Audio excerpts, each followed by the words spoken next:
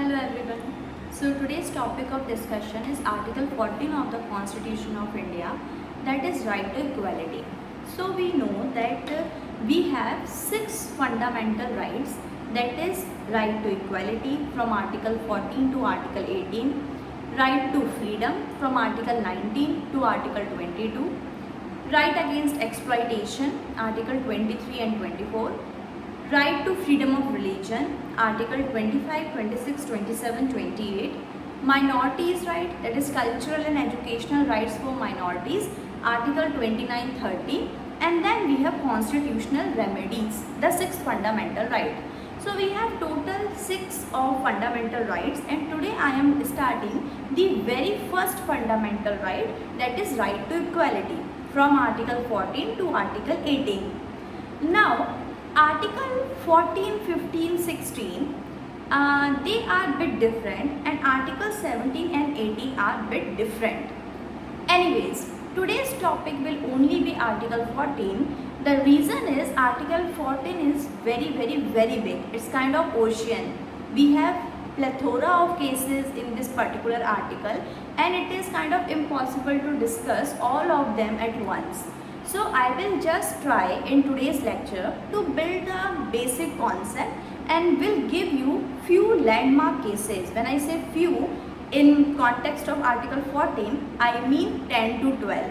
Okay, and those landmark cases which have those have built the jurisprudence behind Article 14, and then will suggest you some of the case reading in description box, so you can also read those cases so that you may have a good understanding. Now yes, so Article 14 is let me just start the concept with just reading what is Article 14. So Article 14 declares that the state shall not deny to any person equality before law and equal protection of law within the territory of India. So first of all, just bifurcate this whole article into sections so that we can understand it better. The first keyword in this article is the state. The state shall not deny to any person, not citizen, person, okay, to any person equality before law or equal protection of law within the territory of India. So 5 essential things are there in this section. The state, which we already know because we have discussed what is Article 12. Person means citizens as well as foreign people. Equal protection of law, equality of law, we are going to discuss within the territory of India. That is, this article is applicable only within the territory of India, not outside India. If you are on a trip, and going to Indonesia, Vietnam, Bali, then and some discrimination happened against you on that land, so you cannot come and ask for Article 14. Okay? So it has to be applied within the territory of India. Now coming to the core concept, that what is equality before law and equal protection of law. Now the thing is, in Article 14 we have 2 concepts, and both of these 2 concepts are equally important, or I can say they both are corollary of each other. So firstly, just giving you a hypothetical situation, we will discuss that, and then we will compare that situation to law and equality. Okay, so for example, you are in a bus, you are traveling in a bus, and that bus has nothing written on its side, that whether this seat is booked for women, this seat is booked for conductor, this seat is booked for senior citizen, nothing is mentioned. Okay, no special provision to any person, and this bus is very crowded and there is no seat left for anyone to sit. Okay, so all the seats are occupied, few people are standing, and the bus is just entering, the conductor is just giving entry to more and more passenger. Now, in a state where law treats everyone equally, that is, law is blind and it is not seeing who wants what kind of protection, okay, and what rule of law says that law has to be applied equally. So in this situation, if this bus is the law and this bus is this bus has equal kind of arrangement for all the people, for all the passenger. So what will happen in the case where the bus is very crowded, है ना? And in the next stoppage, one lady comes, one woman comes, ठीक है? So okay, she entered the bus, she is standing. Then at another stoppage, two people boarded the bus. One is a physically challenged person, okay, and the other person is a senior citizen, maybe 82 years of age. Fine. Then again, in the at the next stoppage, few children boarded the bus. Few children boarded the bus. That is, they may be of age 10 to 11 years. They are in 4th or 5th class. They also boarded the bus. And then a pregnant lady also boarded the bus at next stoppage.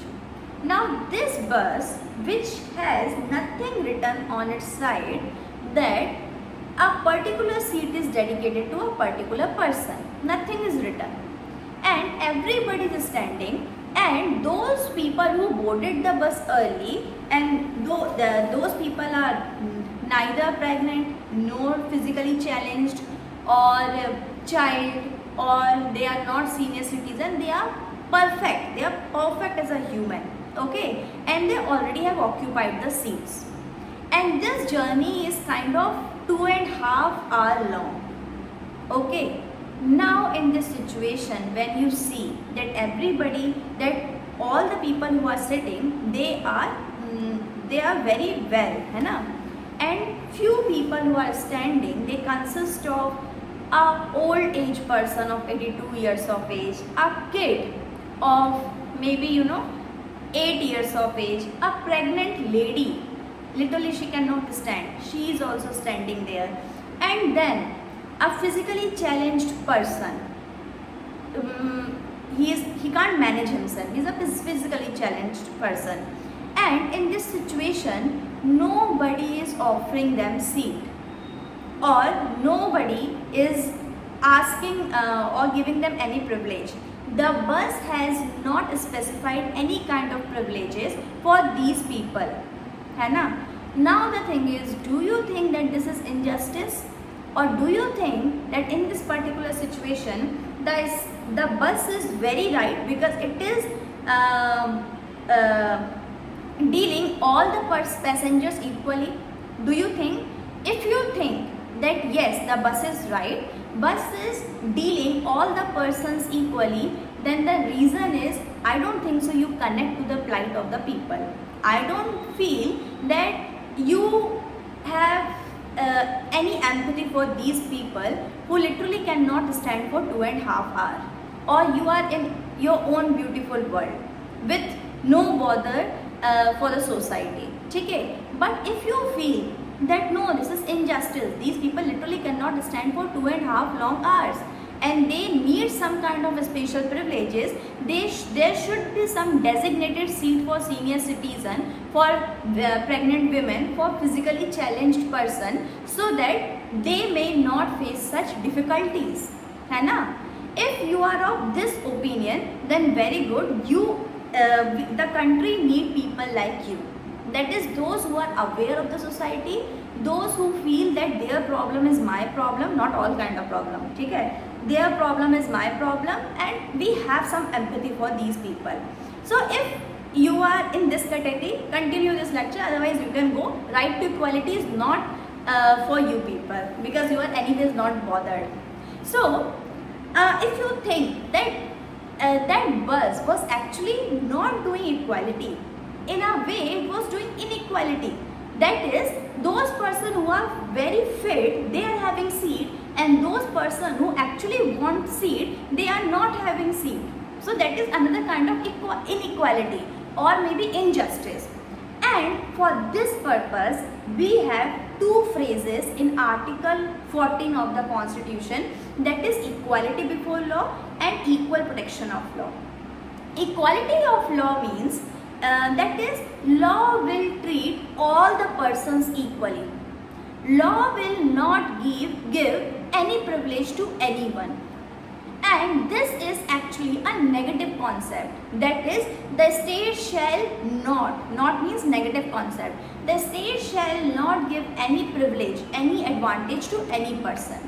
Now, if the law will continue to be like this, that is total blind, then I don't think so. The purpose of the Constitution, that is to provide justice, social, economic, political, and also equality and all kind of those objectives, I don't think so we can achieve those.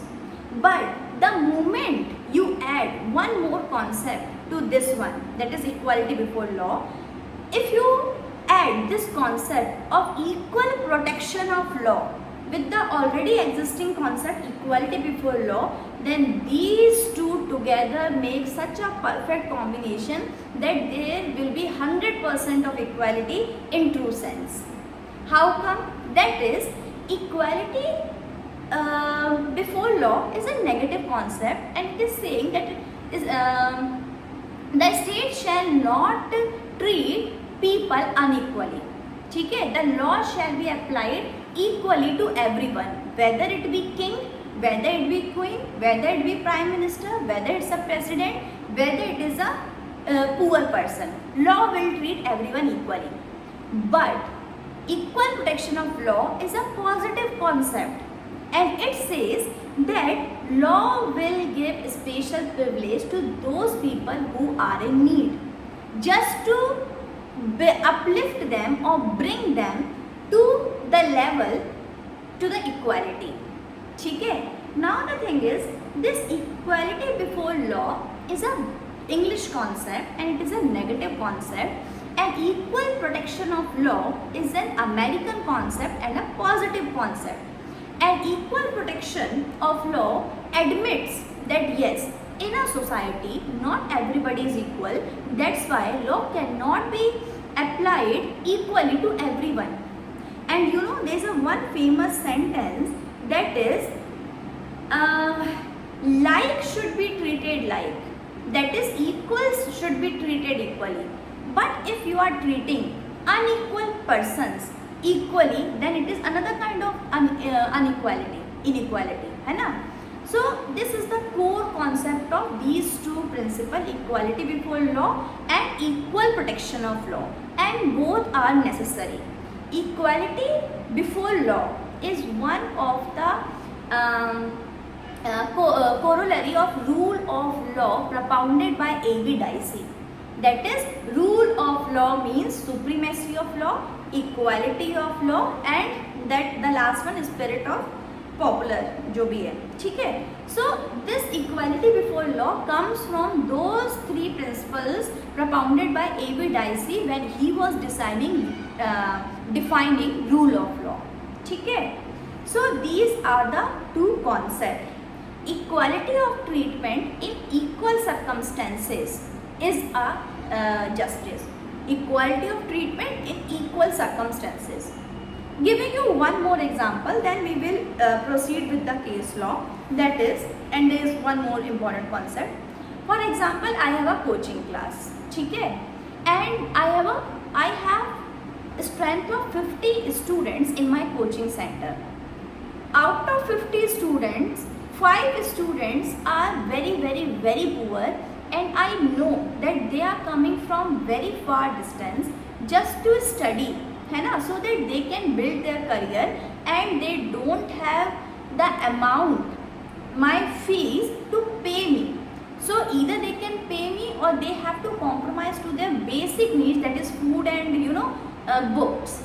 Now in this case, if I treat all of my 50 students equally, है ना, blindly, if I will treat all of my 50 students equally without seeing their background, So in this way, I think I am not doing justice, because those 5 students, they literally do not have resources, required resources to come to this coaching center, pay for these subjects and study. So if I make a law, if I pass such kind of direction in my coaching center, that those people who are below poverty line, for them I am giving 80% discount, so they only have to pay 20% of the fees. Now in this situation, I am doing justice and I am doing equality, because now I am not treating unequal people equally. Rather, I am treating unequally all the unequal people, है ना? क्योंकि वो लोग unequal हैं as compared to the other people. These people are rich, those people are poor, so they are unequal. If still I will treat them equally, this is injustice, this is not equality. ठीक है? So I have to treat them unequally because they are unequal. So I have to lend equal protection of law to them. ठीक है? Now, in the case of Chiranjit Lal Chaudhary versus Union of India, the year is 1950. What the Supreme Court is saying, that Article 14 applies to all person and is not limited to citizen. ये तो मैंने तुमको पहले ही बता दिया था, supreme court से भी पहले बताया मैंने तुमको कि it is not for only citizen but also for all persons. ठीक है? And even for that matter, a corporation which is just a artificial person, not a natural person. ठीक है? For the purpose of Article 14, even that artificial person comes under its ambit. Okay. Now coming to legislative classification. So again, bit of background, then we will jump to the concept. When I gave you this example of bus and my coaching center, so I told you that there is one specific group which need protection. There is a group of few students who all are below poverty line and they need some kind of protection, ठीक है, or privilege. Now the thing is, these two are very low level example. Consider that you are a state, you are a government and you have whole India, the entire India to govern. Now it is not that simple to actually find out which group needs what extent of protection, or which particular community or which particular group of people want what kind of protection or what kind of privileges. It is very difficult to understand. This is the first thing. Another thing is, if there is a no particular rule or there is a no particular test or there is a no particular formula to constitute or to find out this particular group, then this article can be misused. For example, I became the Prime Minister. I became the Prime Minister. Okay. Now I belong to a particular community. Let's say Brahmin community. Okay. I belong to this community, and since I have become Prime Minister, I am saying that these Brahmin people are not getting good income, so I should make a law particularly for Brahmins so that their income may be increased. Okay. Now, can I do this as I state? The answer is no, because Article 14 forbids class legislation. You cannot just randomly take a class, Brahmin, Tamil. You cannot take a class and legislate for them. Article 14 forbids class legislation but permits classification. What is this classification? That is, if I see that in a particular state, in a particular remote area, these people who are priests of temples, they are not having sufficient source of income, because firstly it's a remote area, people are not going there visiting temple, they are not giving any kind of offering, and these priests who have no other way to earn their livelihood. ठीक है? So what I will do, I will just create a policy that for this particular area, for this for this remote area, all the priests, not only Brahmin priest, है ना, all the priests, because now we know that Supreme Court thankfully has said that if you are a learned person in Vedas and this, you can be a priest. So even non-Brahmins can be a priest, है ना. So if I legislate as a state or as a prime minister कि for that particular remote area, all the priests, they don't have sufficient livelihood and they don't have sufficient source to earn income, that's why 5,000 rupees will be credited per month to those people. अगर मैंने ऐसा किया and nowhere I have mentioned that वो मैं ब्राह्मण के लिए बना रही हूँ कि ये on the basis of caste, religion, इन सबको मैंने mention नहीं किया, so this is a good classification, reasonable classification. ठीक है? But there is one more thing. Sometimes Parliament misuses things and then there is a colorful legislation. That is on the face of it you will feel that yeah, it is for priest. But when you will go there and actually see that all the priests are Brahmin only, and state this present government has done it because present government wants to benefit Brahmins. So this kind of things is colorable legislation. And you went there and you see no priests are having a good life, है ना? These pandits are having good life. They have sufficient source of living. Then why the state is giving this 5,000 rupees to these people? So such kind of provisions can misused also.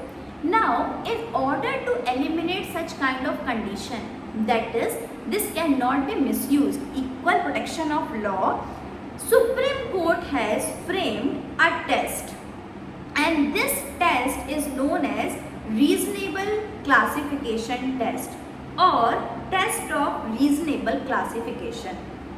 What is it? I think you should write it somewhere. Anyways, give me a minute. Yes. What is test of reasonable classification?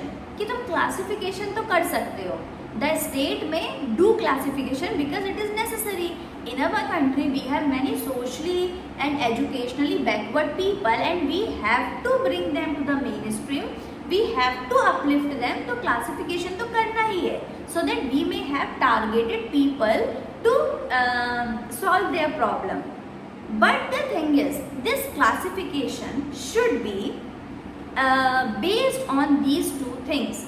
That is, the classification must be founded on an intelligible differentia. You have to write the exact term, that is intelligible differentia, which distinguishes persons or things that are grouped together from others left out of the group. So there should be intelligible differentia. And the second thing, the differentia must have rational relation to the object sought to achieved by the statute in question. So we have test of reasonable classification, and this test has two conditions. The first one is the classification must be founded on an intelligible differentia. Intelligible differentia क्या था? That is that those people are below poverty line. That's why I am giving them discount. So that differentia, intelligible differentia, was a very what can I say? Very reasonable, or it was not ambiguous. And the second one is the differentia must have rational to the object sought to be achieved by the statute in question. So in my coaching center, I had the objective to decrease the fees of those people who are poor. So my object is poor people को कम fees में पढ़ाना, and my intelligible differentia is those people who are below poverty line. So these two are getting matched. If my purpose is to teach people who are below poverty line, and I have created a group where in that group only rich people are there. So child of a MLA, child of a powerful person, or children of highly rich background family. And why I am giving them concession? So that those people will get to know me, oh teacher कितना अच्छा है, मेरे child को free education दे रहा है. So object में I have defined that I want to give education for free for those to those students who cannot afford it. But in this intelligible differentia, what classification I have made is actually consisting of those people who are not poor, है ना? So colorfully I am giving some concession to people or to children of those people who are coming from a strong background, so that my coaching center is getting promoted or I may have some undue advantage in future, है ना? ऐसा है. तो intelligible differentia should be connected to the object of the statue. Now in the case of Ramakrishna Dalmia, or you can also say R.K. Dalmia versus Delhi administration, the year is 1958. Supreme Court established certain important principles which holds the scope of permissible classification. That is, what all classifications are permissible. So the first principle is that is, a law may be constitutional even though it relates to a single individual only. Okay, so in my case in coaching center, if I want to give free education or cheaper education to poor students, and in my coaching center I have framed such policy that those people who are below poverty line can only give 20% of the entire fees. And when I applied this rule to my coaching center, I found that there is only one student. So in R.K. Dalmia versus Delhi administration, the court is giving this principle that even that classification consists of a single individual, even then that is constitutional. ठीक है? Next one is, there is always a presumption in favor of the constitutionality of the enactment. So whatever the government or whatever the parliament is legislating, is passing, court will have a presumption that it is constitutional only, है ना? It is abiding Article 14. This is a presumption. Then the next thing is, a classification need not to be scientifically perfect or logically complete. This is very important because we are in a society. In a society, we cannot apply all the rules objectively. Everything is very subjective and circumstantial. So the Supreme Court in R.K. Dalmia case is saying that one of the principle is, a classification need not to be scientifically perfect, है ना, और logically complete. It should be reasonable. Reasonable हो, scientific ना भी हो चलेगा. And the court must look beyond the ostensible classification and to the purpose of the law. The court has to be, vigilant that whether the real object of this classification is this only or not. So the court has to be a bit vigilant and it has to look beyond the ostensible classification, that what actual purpose this act is serving in the society. So in addition to these principles, few more principles were laid down in this case law for determining what all are permissible classification, है ना? And then we have many case laws, and I am thinking to continue those case laws in our next lecture. ठीक है? For this lecture, this much. Thank you.